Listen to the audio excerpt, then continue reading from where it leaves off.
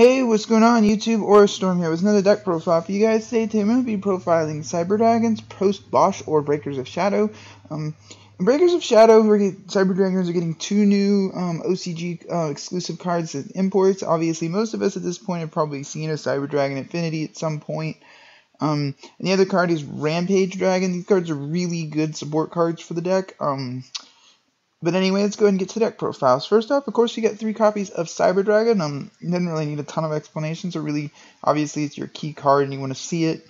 3 copies of Cyber Dragon Core. When you normal summon this card, it can search a Cyber Repair plant. It can also search Cyber Network, but no one really plays the card anymore because it's too slow.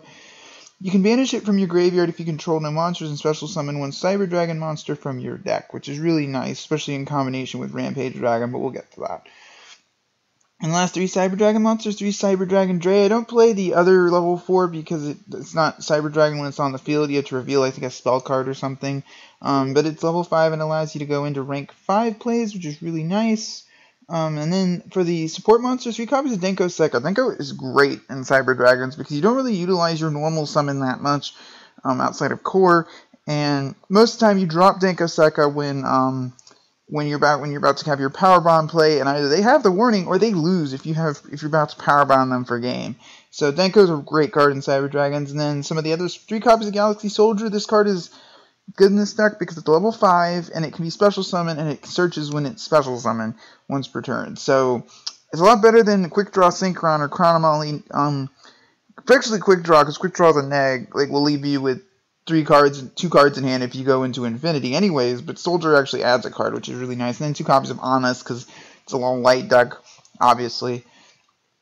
And then for the spells, 3 copies of Cyber Repair Plant. Cyber Repair Plant's a really good card. It has 2 different effects. It can add a light machine monster from your deck to your hand, or shuffle one of them into the deck, depending on how many Cyber Dragons you have in your graveyard. 3 copies of Fusion Conscription. This card came out, I believe, in Cross Souls. It was used by Sora in the anime, but surprisingly enough, it's actually better in Cyber Dragons than it is in Fluffles, because you're not going to really be summoning a Cyber Dragon when you search it off of this. You're going to be power bond, using it as a power bond material to game your opponent. It's really good for consistency purposes. Then 2 copies of Instant Fusion. We're using this card to bring out our Panzer Dragon.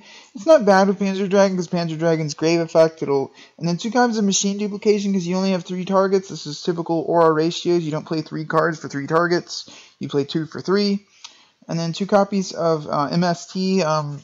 Back row can still be a thing. I still feel like 2 spaces going to be the norm for now. 1 Overload Fusion. So sort of like a Miracle Fusion for Cyber Dragons. Pretty self-explanatory. You only really need 1.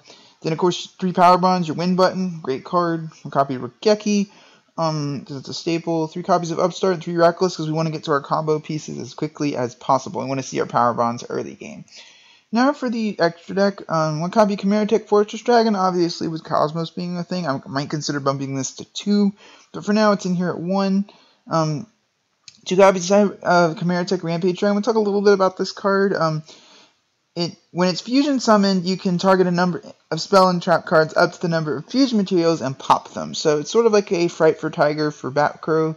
The other effect is once per turn you can send 2 light machine type monsters to your graveyard, and it gains an additional card to attack for each. So if you power bond with Rampage Dragon, you can send 2 cores from your deck to the graveyard, and they're set up and ready to go. And at that point you can go ahead and attack 3 times with 4200. That's typically going to be game. And then 1 copy of Cyber End Dragon.